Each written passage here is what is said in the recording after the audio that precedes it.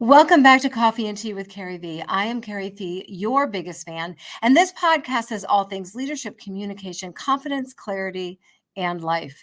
And we're going to talk today about self-esteem and how to build your self-esteem in yourself, maybe how to help others build their self-esteem, and how we can go about doing that. So share this podcast out with anyone in your life who has trouble believing in themselves, which may be everyone you know. It certainly is a lot of people in my life, and it certainly is at many times me, myself. More times than not, I feel my self-esteem, my belief in myself and my abilities, my belief in being able to achieve my goals. I can feel that really start to waver. You may hear dogs barking in the background.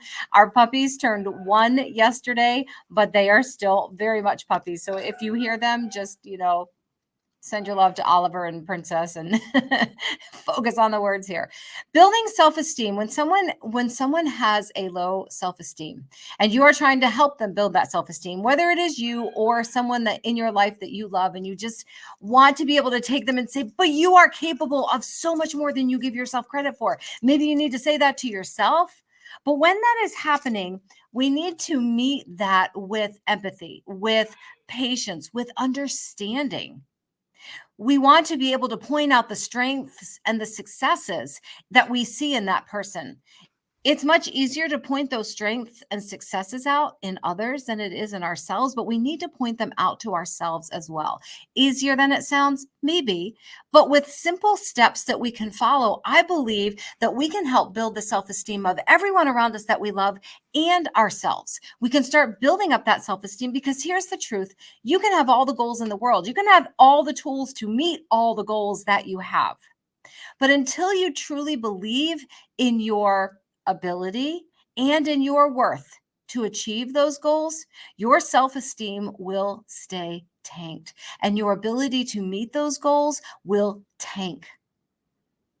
Even if you have everything available to help you meet those goals, all the trainings, all the workbooks, all the books, all the people backing you, all the finances, if you don't believe in yourself, if you don't have your own self-esteem going and growing, none of those goals are ever going to happen, because you're not going to believe in your worthiness to have those things in your life to begin with. So how do we do that? First, we're going to give you a few things. So if you have a pen and paper, if you're not driving, just jot these down. Number one is to identify the belief. Help yourself or the person that you're working with pinpoint the negative belief that they want to challenge in feeling inadequate. So what is the negative belief? What exactly are they believing? What exactly are you believing? Let's just take this from the standpoint of you.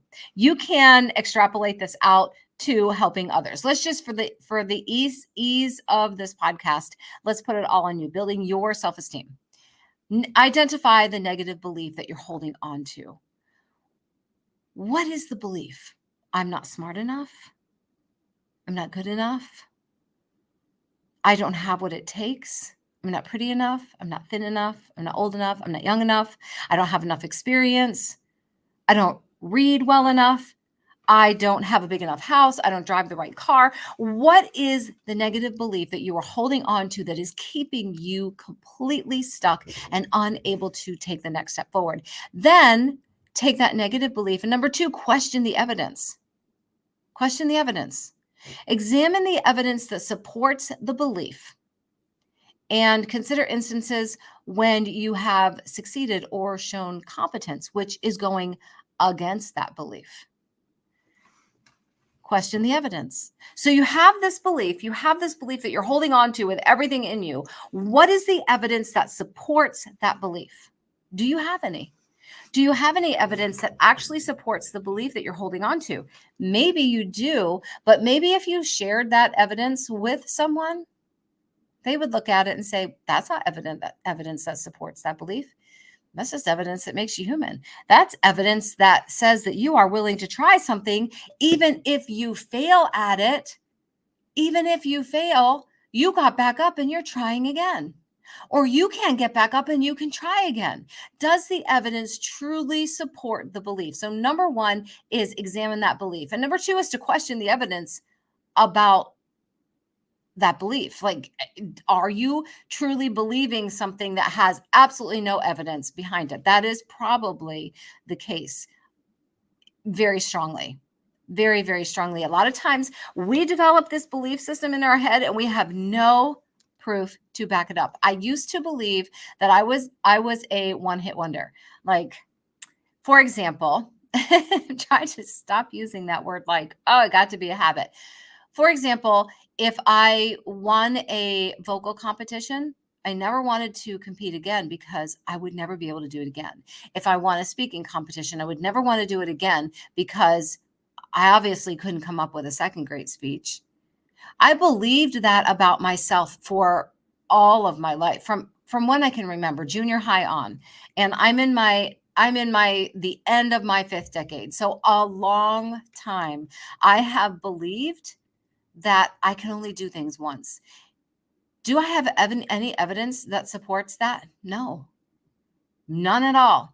Absolutely zilch. But I do have evidence that supports that I can do it again, that I can give multiple great presentations, multiple speeches. I can give concert after concert after concert when I was on the stage singing, and they would all be improving. I can't identify where that belief actually came from specifically. No one ever told me that. I just told myself that. It came from fear, complete fear that if I placed first in a vocal competition and I didn't place first in the one the next year, that I would be a failure. That's what I convinced myself of. And that's why I allowed myself to believe that I was a one-hit wonder. One time. You're only going to get one time out of me. It was so false. So identify the belief, question the evidence. Then consider the alternatives. Explore alternative explanations or interpretations of the evidence. Highlight the positive feedback on past achievements. So we talked about this a little bit in Question the Evidence, consider the alternatives. Were you really a failure, or did you try something that didn't work and you got back up and started trying again? Or you're able to get back up and start trying again? Consider the alternatives. Explore balanced thinking. This is number 4. Explore balanced thinking. Adopt a balanced perspective. Recognize positive qualities and past successes that contradict the negative belief. So if we go back to my example where I convinced myself I could only do things once, when I went back and really examined my life, I found that it was absolutely, completely false. If I go to a specific example of being in high school and I auditioning for for district, state, regional, and all these choirs. If I go back and I look at that, I competed multiple years and placed every single year, placed high every single year. Every single year. I had all the evidence I needed that I was not a one-hit wonder, that I could achieve goals over again in the same category, but I was still trying to convince myself that I could only do it once. So I needed to balance out my thinking. Throw fear to the side and say, I'm doing it anyway. If I did it once, here's the truth. If I did it once, I can do it again. And if I haven't done it once, is there somebody else that did it? Because if they did it, I can. And if no one else has done it, cool, I get to be the first. That's balanced thinking. Balance out your thinking. And then last, provide support and encouragement to yourself, to others. So provide support and encouragement, ongoing support and encouragement. Point out your strengths. Celebrate your progress, no matter how small it is. And then celebrate your weaknesses, because that's where you can either focus on them to grow or bring someone in to complement you so that you don't even have to worry about those weaknesses because you have someone else shoring those weaknesses up. That's called having a team. You can be someone else's strength and they can be yours, and you can uphold each other in your weaknesses. That's the joy of having a bestie or multiple besties, really close friends. You can shore each other up. You can complement each other's strengths and be there to fill in the gaps for the weaknesses for each other. Because I guarantee you, between you and your bestie, or you and your besties, you and your family, the people that are closest to you, all those gaps will be filled in. You can hold each other up.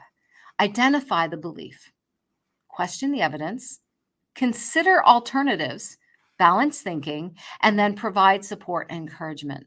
This is how we build our own self-esteem within us. This is how we build self-esteem in those around us. We get to give out and we get to receive to others and to ourselves. We are harder on ourselves than we are on anybody else. We can see everybody else's strengths, but we don't give ourselves credit for our own. So let's start building up our self-belief. Let's start building up our self-worth. Let's start believing we are worthy of our goals. And let's start getting out there and doing the things that scare us, because that's how we start to change the world. First within our own circle, and then rippling out to everyone around us. I just completed hosting my first live event, Radical Empowerment Live. It's been in my brain for years. What held me back? Fear of not doing well, and fear that it would be so good that then I would never be able to do it again, because obviously I wouldn't be able to do a second great event. The event was a success. It was fabulous. Did we have mess ups? Did we have things that went wrong at the very last minute? You better believe it. But we handled it with grace, and there was a team.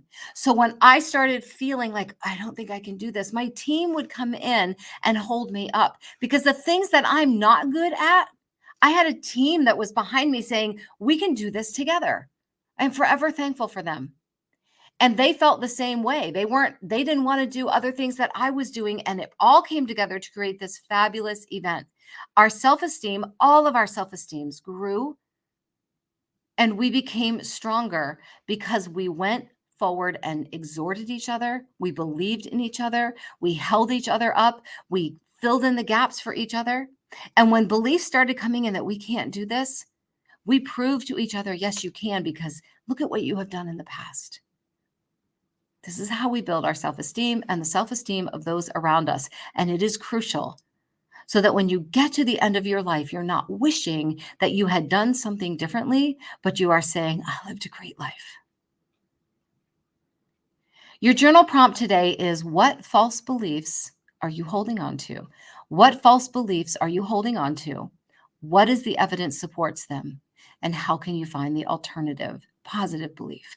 What false belief are you holding on to? What evidence do you have that supports that, if any? And how can you find the alternative to turn that into a positive? I am CarrieVee, your biggest fan. I love you. I believe in you. And I can't wait to talk to you next time. Don't forget to leave a review, share, comment, and I'll see you here next time.